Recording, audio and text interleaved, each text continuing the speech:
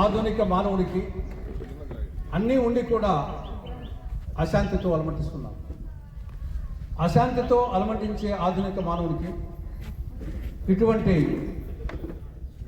సీతారామాంజనేయ స్వాముల వారి ఆధ్యాత్మిక క్షేత్రాలు, భాగవత సప్తాహం లాంటి ఇటువంటి ఆధ్యాత్మిక కార్యక్రమాలు, భాగవతోత్తములతో సమాలోచనలు ఇవి అశాంతితో అలమటించే ఆధునిక మానవునికి ప్రశాంతిని కలిగిస్తాయి.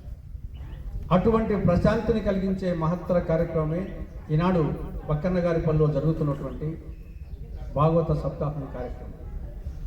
మన పురాణ ఇతిహాసాలు మన సమాజానికి నిత్య దిక్సూచితం.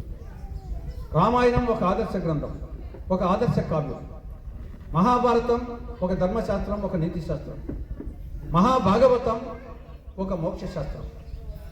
శ్రీమన్నారాయణుని దశావతారాల వర్ణనా వైభవమే మహాభాగవతం. ప్రహ్లాదుడు, ధ్రువుడు, ముచుకుందుడు, అంబరీషుడు, గజేంద్రుడు ఇటువంటి భాగవతోత్తముల గాథల ద్వారా ఆధ్యాత్మిక జ్ఞానాన్ని ప్రసాదించే మోక్ష శాస్త్రమే భాగవతం. భాగవతాన్ని సంస్కృతంలో వ్యాస మహర్షి 12 స్కందాలుగా 335 అధ్యాయాలుగా 18,000 శ్లోకాలుగా సంస్కృతంలో రచిస్తే దానిని తెలుగులో బమ్మెర పోతనామాత్యులు ఆయన శిష్యులు దీన్ని ఆంధ్రీకరించడం జరిగింది.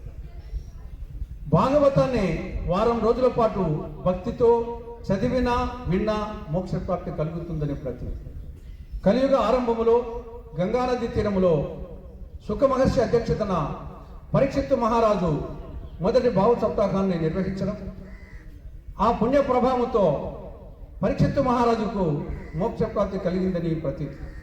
అటువంటి పవిత్రమైన మహత్తరమైన బృహత్తరమైన కార్యక్రమాన్ని ఈరోజు పులివెందుల భాగవత భక్త సమాజం ఆధ్వర్యంలో ఈనాడు కడప జిల్లా పులివెందుల నియోజకవర్గం వేంపల్లి మండలం పక్కన్నగారిపల్లెలో భాగవతోత్తముల భక్తాగ్రేసుల ఆత్మస్వరూపుల సమక్షంలో జరగడం వచ్చేసి చాలా అభినందనీయం.